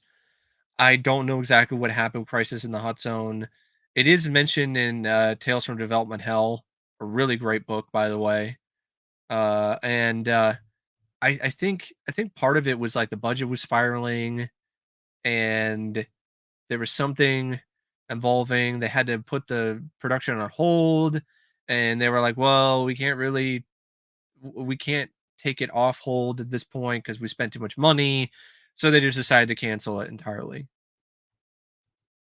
Yeah, the original version of Watchmen that Terry Gilliam was considered to do, like, I think it was back in the 90s or the late 80s.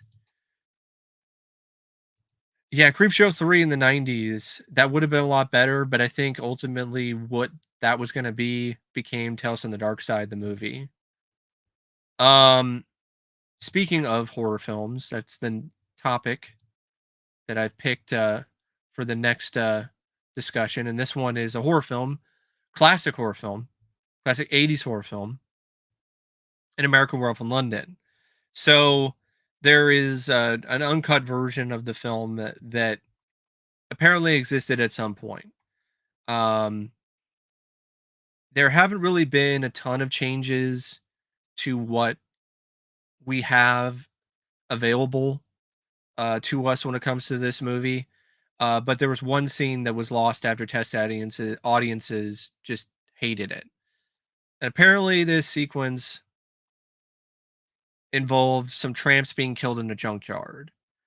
Um, but it's such an obscure bit of lost media that we don't even have any idea what the scene entailed.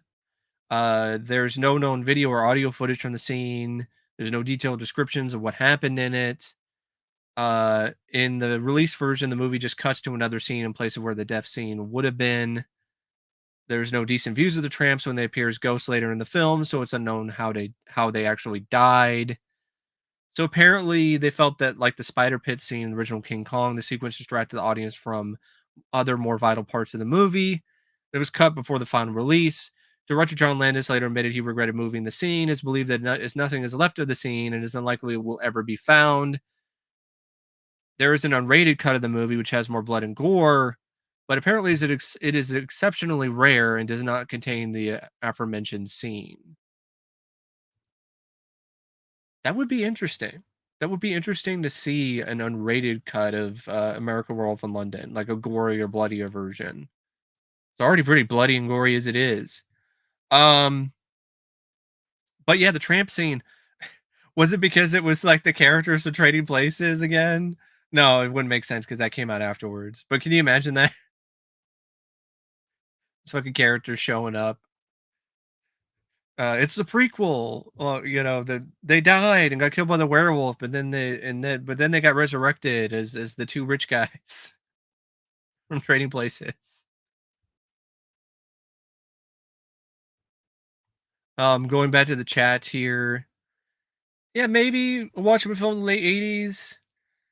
But I like the version that we got quite a bit. I think it's Zack Snyder's best movie. Yeah, I heard about the 3-hour cut of Martin. I know that there were rumors about somebody found it and they were going to try to put it on the Blu-ray, but then it just didn't work out that way. I guess they don't have a viable copy of it. Nah, Brad, I didn't pick up anything new. Um, to be honest, I'm just kind of taking it easy for a little bit. For a few months. There's like one or two things. Like I'll probably order Opera, the 4K from the Severance summer sale. But other than that, I'm just taking it easy. I also would like to get the Flash 1990 Blu-ray, the Blu-ray of the Flash TV series. But it's just one of those things where hours of work are kind of starting to go down a little bit, and I just had to pay like $100 for a vet bill. My cat's fine. I just had to pay for his rabies shot and all that other extra stuff that comes with having a pet. Um, so yeah, it's just one of those things where I just I just can't really I can't really afford that right now. I got other things that I need to focus on instead. Yeah, the Twilight Zone accident didn't happen with John Landis. Yeah, I still think tonally it still would have been kind of a weird segment. That whole thing, the whole stuff with Twilight Zone, the movie is just so frustrating because John Landis, he just was being stubborn and just being ridiculous. There was no reason at all for him to force this stunt. Everyone around him, the professionals, the stunt coordinators, they were like, "This is dangerous. You shouldn't do this." He was like, "Nah, it's gonna look cool," and did it anyway. And because of that, Vic Morrow and these two girls are dead. And the way that he behaved afterwards is like he didn't really have that much remorse. He was still selfish. Like there's actually quotes from people who were there at the funeral for Vic Morrow, and this is from the book Outrageous Conduct. And John Landis apparently showed up to the funeral, and he was all, I don't know, maybe he was coked up, maybe he was drunk, or maybe he was both. He made it all about him, and he was just being obnoxious and just being a selfish prick at the funeral, and it was just all kinds of wrong and off-putting. And yeah, with the whole trial and when he got let off, he allowed the whole jury to watch a early screening of Coming to America, and it's just there's just so many things about how he behaved and how he reacted after the tragedy that are just really shitty to say the least. So I respect John Landis as a director and as a filmmaker and appreciate his work, but as a person, yeah, I don't respect him nearly as much, to say the least. Um, yeah, I talked about the day the clown cried, and how that honestly is what's supposed to come out. Uh, um, to the public, I think, relatively soon.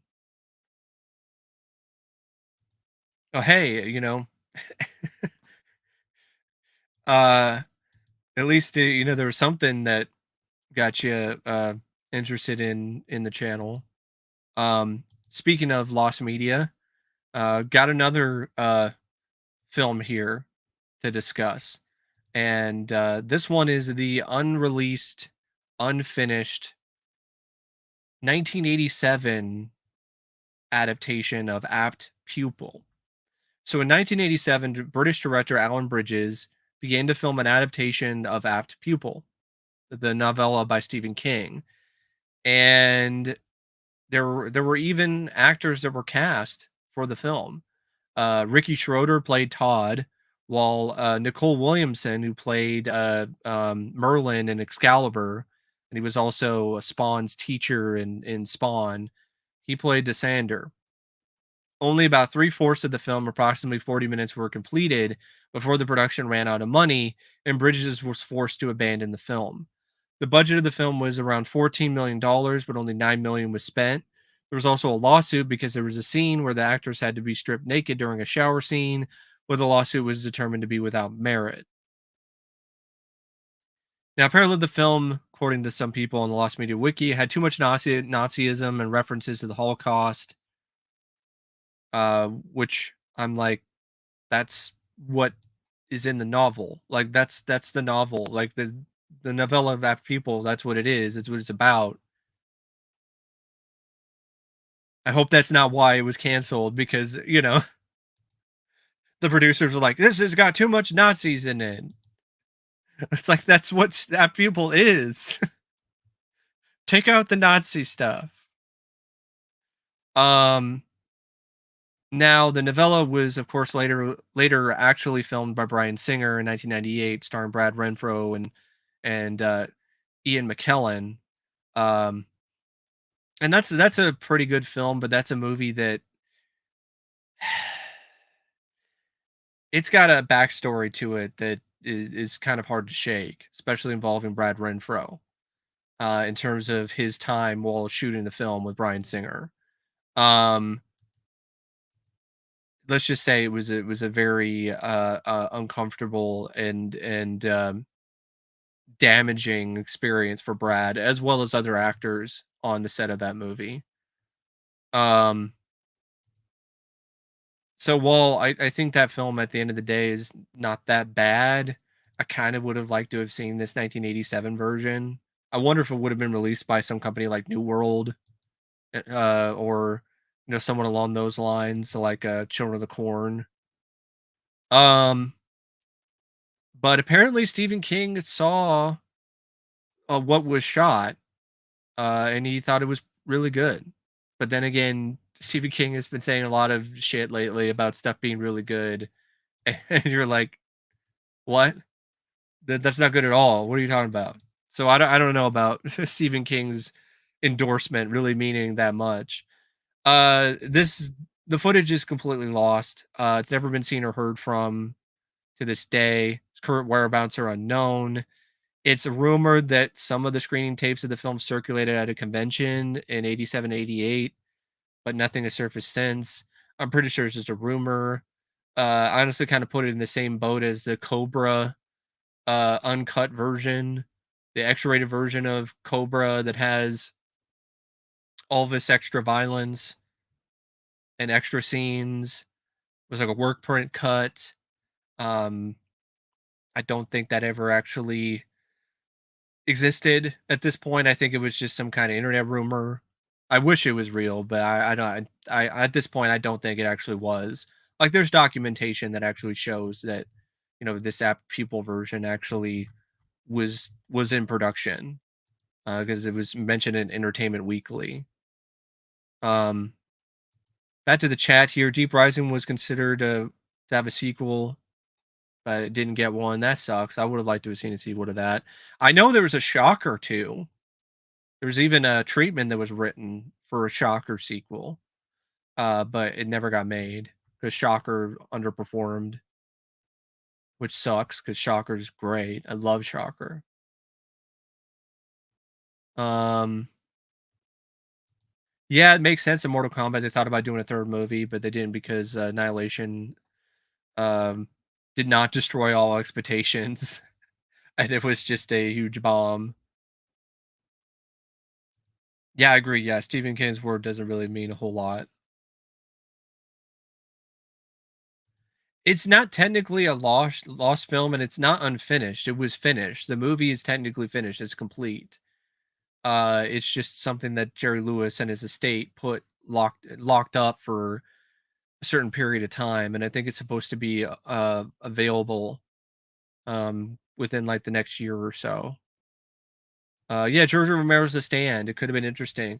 The thing is, though, I think it was one of those things, just like his original version of Day of the Dead, that was a little too ambitious for the time, and they didn't have the money, and they just could not actually, do it, because it just his plan for it just was just too extensive and would have cost way too much money to make.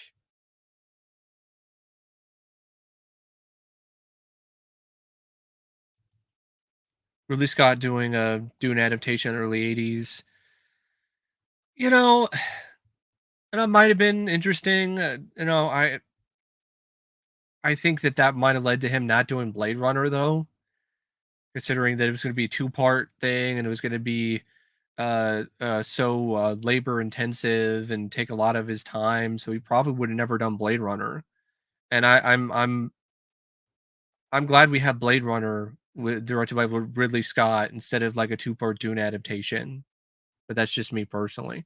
And Tom Cruise as Paul, like, not at that point, like, if you're talking about the early '80s, like '82, for instance, he was barely even that much of a star at this point. He had really had a whole lot of experience. He was in stuff like Losing It. I don't really think that he was ready for that. Ray Dong Chong might have been interesting. Gene Hackman would have been great. Christopher Lloyd would have been good. Um, but yeah, just keeping up with the chat a little bit more. 'Cause I only have 2 more, films that I picked. Um, the next, movie that I decided to pick out is a film called Arrive Alive, and this one is really fascinating to me. This was a 1990 film that was ultimately unfinished and canceled before it finished production. It was a 1990 dramatic comedy which had approximately 18 days of filming completed, including filming shot at Seaquarium, like in Miami.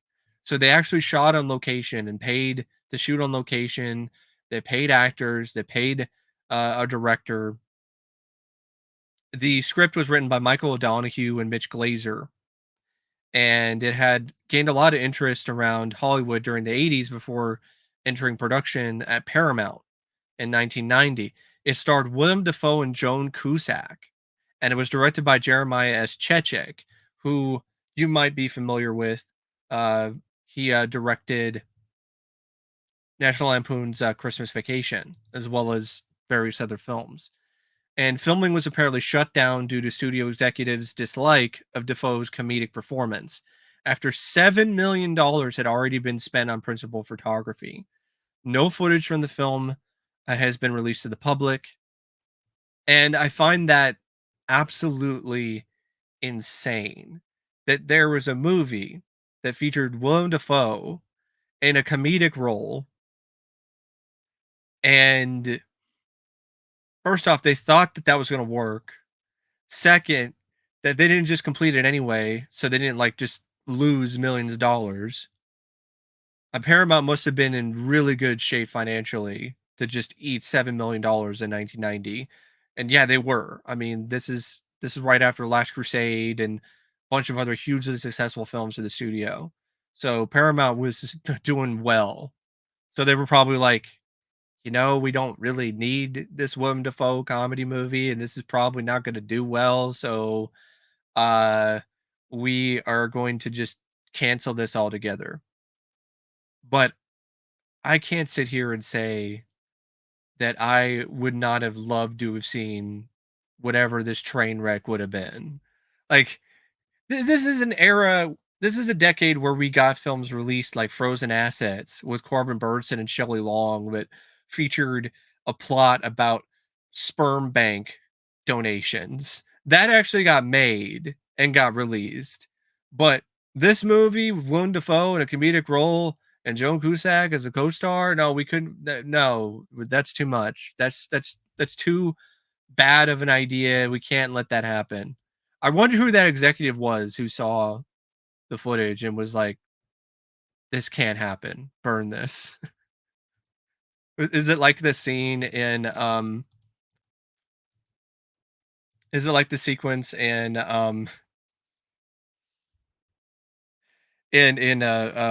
Jack and Jill with Al Pacino is like, "This must not be seen.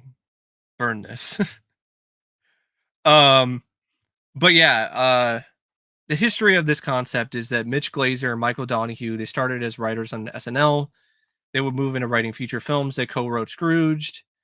Um, Shortly after they did Scrooged, Glazer pitched Bill Murray for the script when it comes to Arrive Alive.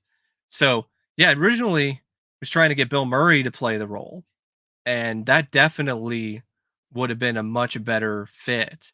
The character of Mickey Cruz, the lead, was written with Murray in mind. It was tailored to his dry and sardonic sense of humor. Murray apparently liked the script, but he turned down the role as he recently become a father, and he did not feel comfortable making a movie that featured some of the violent scenes called for in the script.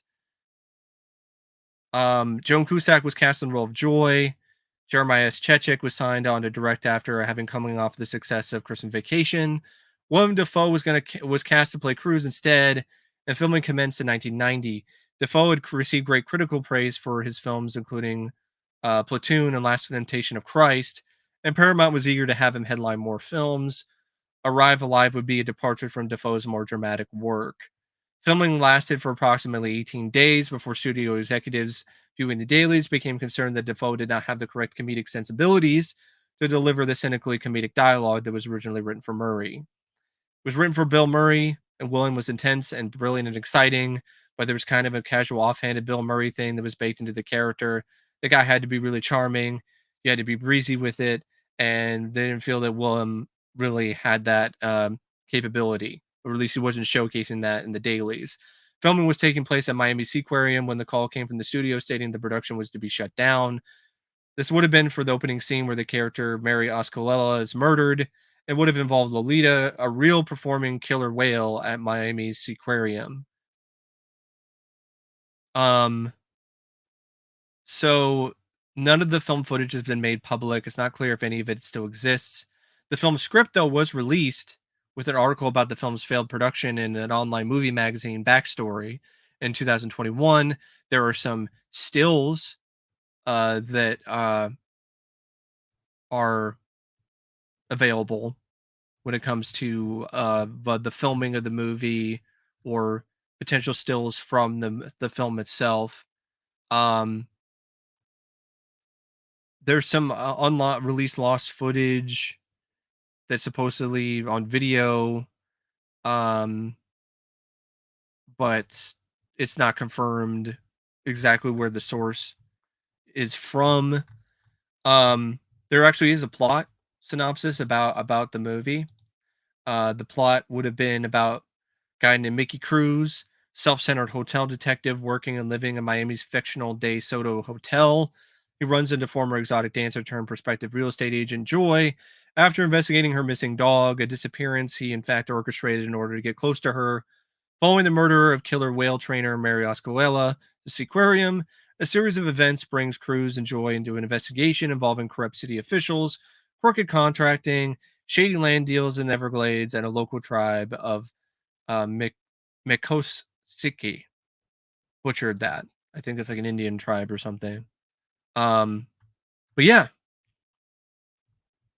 that would have been interesting. I would have liked to have seen that. Would have been an interesting departure for Willem Dafoe. Would have been nice to see him play outside his comfort zone. But studio exec was like, no, this sucks. Cancel this. And I'm like, if you already spent like $7 million and you had Joan Cusack, you had a director, and you were already shooting, I don't know why didn't you just recast Willem Dafoe? Like, okay, let's find a different actor who has more comedic sensibilities and bring them on. Like, why did they just cancel the entire movie? It's just puzzling to me that they were like, no, let's just take a loss on this instead of trying to salvage it. It's another idea. It sounds kind of cool. Sounds interesting. Probably would have to change things up in terms of the plot if they wanted to remake it. So you couldn't have the stuff with the killer whale. You'd have to change it around. But I think that could be an interesting film to use the script for a potential remake. Like remake and make these movies that didn't get made. Let's do that. Let's start that trend. Going back to the chat here. Um, yeah, I remember reading about that. Yeah, the whole story behind that Lord of the Rings is quite something else. Um, wanted to do a sequel, wanted to make a really long movie that was like 4 hours long. I think I remember reading something about that. Never ultimately happened. Um, there's stuff involving a lot of other extra stuff that I think Bakshi wanted to do, but ultimately ran out of money. Huh? A different version of Doom. I didn't know about this. A version of Schwarzenegger where Schwarzenegger plays Doom guy. That could have been interesting. That could have been fun. Gremlins 3. I've been hearing that idea bounced around for quite a long time. There were a lot of different Gremlins ideas that they had. There were even other Gremlins ideas that they didn't make before they did Gremlins 2, like Gremlins on Mars, some other stuff that was just not feasible. I'm honestly surprised that Gremlins 3 hasn't happened. I know Gremlins 2 didn't do as well as they would have hoped, but it did really well on home video, and it has a very considerable cult following. So I don't know why they didn't just make Gremlins 3 recently. I'm surprised I'm surprised it doesn't exist already. Like after the success of Jurassic World and The Force Awakens, I'm surprised we haven't gotten like a reboot quel in the Gremlins franchise with Zach Galligan and Phoebe Cates and you know some other returning cast members. Yeah, I know that the Mario Brothers movie didn't get a sequel, was planned but didn't happen. I mean, they set it up. There was a sequel bait ending, but never happened. Paul Verhoeven, another Schwarzenegger project that never got made with him. The Soldier World War II called With Wings as Eagles. Uh I would have liked to have seen it, but I just don't see Schwarzenegger as a pilot. Like I don't, or he's going to be a soldier. I mean, with Wings as Eagles, it was probably going to be like a World War II uh plane, kind of movie, flyboy kind of film, and I don't really see Arnold in that type of role. Um, Near Dark and The Birds are going to get remade in the 2000s. Yeah, I read about that. Yeah, Beatles, Lord of the Rings, that would have been really bad. Now, the last film that I have here, and the last one that I'm going to do for this first part of this series, which honestly I've had a lot of fun doing.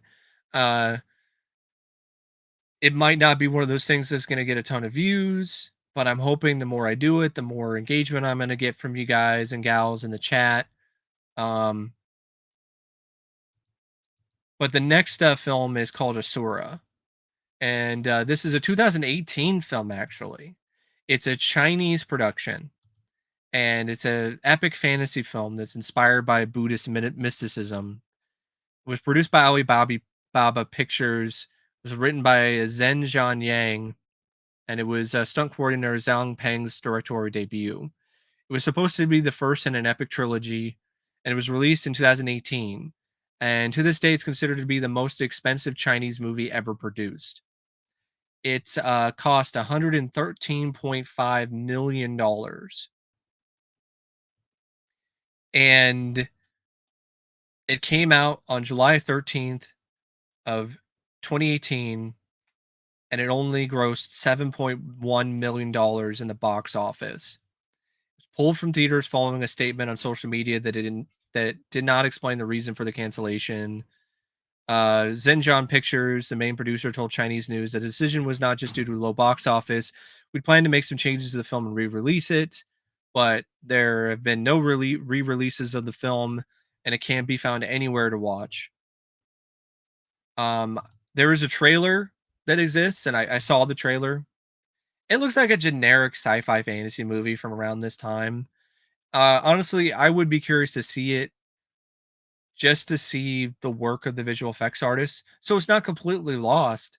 I mean, there were visual effects artists who spent hours and probably days and months working on this movie, and now their work is just completely lost, and no one can actually see uh um the full breadth of their work, which I think is kind of lame. Um, so I would like to see the full version of the movie someday. Um, I still think it's probably not gonna be that great, but could definitely be something that's um worth a look for sure. Um, but now now I'm gonna show some production photos here. So we have this is like a photo for I think it's probably like a still from maybe the trailer involving one of the creatures in the movie uh carrying some guy. Um there's some more stuff here. There's an alternate poster for the movie. There's a screenshot of this, I think one of the stars of the film. There's another photo, but it's a really low res. There's this photo, which is another poster for the movie. And there's this one, which is also in pretty low res. Some kind of looks like a pumpkin creature. It looks like it was done practically. So there was actually some practical effects in the movie, apparently as well. That would have been cool to see. But anyway, yeah, Asura ultimately just I guess the Chinese studio was like, we can't have this existence of this flop be available for people to see. We're just gonna ignore it and just bury this. This never happened. But now I'm just gonna look at the chat a little bit more, and then I'm gonna call it a night. I got work in the morning. Got some few other things I want to get done before bed for the channel. So yeah, and also my energy level, as you can hear, is getting a little low, little low. Part of it's because I'm a bit tired. Part of it's also because I take these allergy meds, even though it's non-drowsy. Like it still kind of zonks me out for a little bit. So they're just starting to kick in. Um, Chris Columbus was going to make an unmade project called Galaxy High, based on an animated series, but it didn't get made. Clive Barker was going to do a movie, The Thief of Always, based on a novel. It never happened. William Friedkin almost directed a Sylvester Stallone action movie called The Gambler. Um, is that The Gambler or is it The Exterminator? Because I remember reading about that. The William Friedkin was involved with that, which was based on a novel series called The Exterminator, and it's one of the films that I would have loved to have seen. I actually would have loved to have seen Stallone directed by Friedkin in an action movie, action thriller based on that series of novels. Yeah, Fat Tuesday, Body Count, Redneck Frank. I haven't heard about Redneck Frank, but I've definitely heard about Fat Tuesday. There's a rumor out there that Fat Tuesday was actually shot and actually finished post production, but it was shelved and put in a vault because of its questionable subject matter. I don't know if that's entirely true or not. I wouldn't put it past studios to do stuff like that, considering that they're willing to cancel an entire film production after they spent $7 million just because they don't like the way one actor is playing a role. So I wouldn't be surprised if there's an entire movie that they're like, nah, this is just too edgy and too controversial. And if you look up like the proposed plot for Fat Tuesday, you could kind of see why that's the case. Like takes place in New Orleans, and there's a lot of stuff that's very heavily racial, and I really think that's definitely something that could have caused some serious controversy. So even back then, so I understand why they would have made that decision if that actually was a decision that they ultimately decided to make. Um, it is a shame though that we only got two Tales from the Crypt films because the whole plan for Tales from the Crypt was to be a long running film franchise, and it worked out okay initially with the first film in Demon Knight. But then Bordello of Blood underperformed in the box office, and then you never got another one. And that whole idea was scrapped. And you never got more Tales from the Crypt with John Kassir as a crypt keeper other than like a radio teleplay version that was done for like the Sci-Fi Channel or for Sci-Fi, their website. And their thing called Seeing Ear Theater. And other than that, you haven't really had anything Tales from the Crypt of John Kassir in the HBO version of that character or that series, and it's a shame. I mean, you have Ritual, but that doesn't really count. There was a completely different movie that was shot with no connection with Tales from the Crypt planned or in mind in any capacity until they got the rights and then shot some Crypt Keeper segments and just threw them in there. That's not an official Tales from the Crypt movie. That's as official of a film for the franchise as Creepshow 3 is for the Creepshow series. Um, because it wasn't even called Ritual. It was just a remake of I Walked with a Zombie. Like it literally was just a remake of another film that RKO Pictures released in the past. And the reason why HBO canceled Tales from the Crypt in the first place instead of doing more seasons was because the plan was to make films. That was the plan, and they canceled it, and they replaced it with a very massive flop in Perversions of Science, which still isn't even streaming anywhere officially. Um, it's on YouTube, but it's in not the best quality. I was able to get access to an HD version of it. It was an upscale from the overseas Japanese DVDs, but that's not on the internet. That's not on YouTube. It's nowhere. So Perversion to Science lasted one season, and that was intended to be the placement for Tales of the Crypt on HBO, and then just all the plans for Tales from the Crypt just fell through after Bordeaux of Blood just bombed.